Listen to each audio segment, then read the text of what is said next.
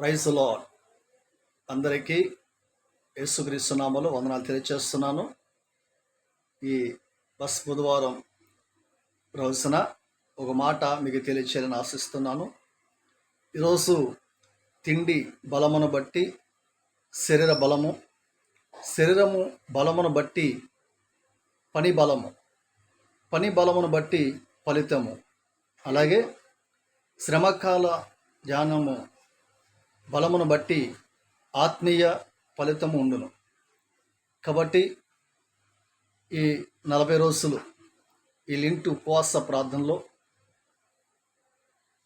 ప్రభు దగ్గరికి మనం వచ్చినట్లయితే దేవుడు ఈ 40 రోజుల్లో మనకి